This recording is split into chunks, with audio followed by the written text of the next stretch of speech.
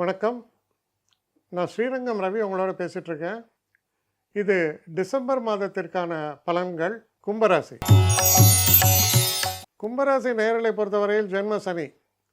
ஜென்ம சனின்னா எப்படின்னா, நம்ம ஒரு வெயிட்டை நம்ம முதுகில் தூக்கின்னு போகிற மாதிரி. ஆனால் ஃபாரினில் ஒரு விளையாட்டு உண்டு, ஒரு கேம்.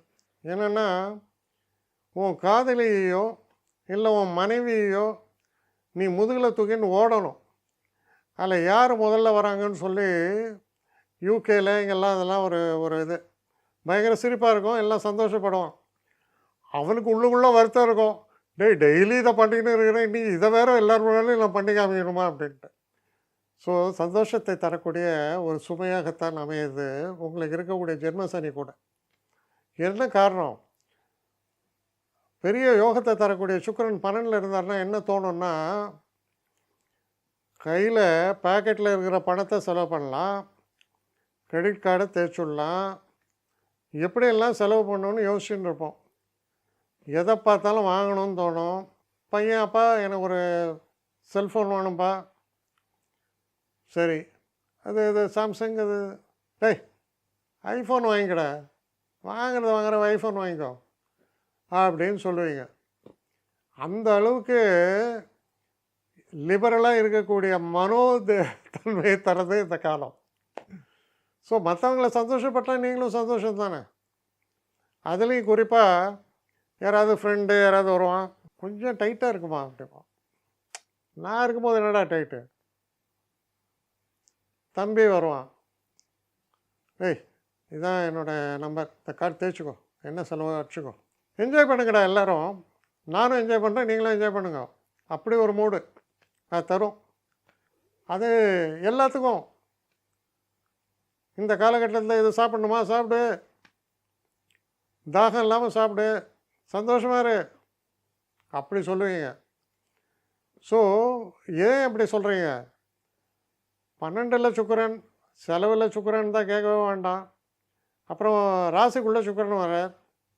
அப்போது சகல சௌபாகியம், சகல சந்தோஷங்கள் எல்லாம் உங்கள் ஆசையெல்லாம் நீங்கள் என்ன பண்ணுறீங்களோ அது மாதிரி. அப்போது இது பர்மனெண்ட் அஃபேர்னு நான் சொல்ல.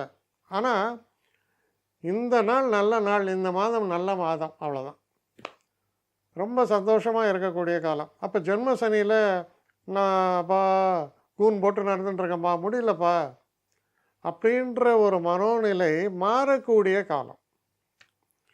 ஏன்னா வரக்கூடிய இதில் உங்களுக்கு நிறைய மாற்றங்கள், பல மாற்றங்கள் வரப்போகிறது. குருவுடைய மாற்றம் எல்லாமே. சனி கூட நல்லது தான் உங்களை பொறுத்த வரைக்கும். அப்போ இதெல்லாம் வரப்போகிறதுக்கு முன்னாடி வரக்கூடிய ஒரு நல்ல அறிகுறியை போல், யானை வரும் பின்னே மணி ஓசை வரும் முன்னேம்மா, அந்த மாதிரி மணி ஓசை வருது. இப்போ பின்னால் பெரிய விஷயங்கள்லாம் வரப்போகிறது. 2025 நான் இயர் பலனில் பாருங்கள், அதில் நிறையா சொல்லியிருக்கேன். அதனால் இந்த கும்பராசிக்காரர்களுக்கு உங்களுடைய பிரச்சனை, துயர் எல்லாமே நீங்கக்கூடிய காலம். முழுமையான சந்தோஷம், ஏய் நானும் பெரிய ஆள் தான்டா அப்படின்னு கெத்து காமிக்கிற காலம் அது. நல்லா இருங்க, சந்தோஷமாக இருங்க.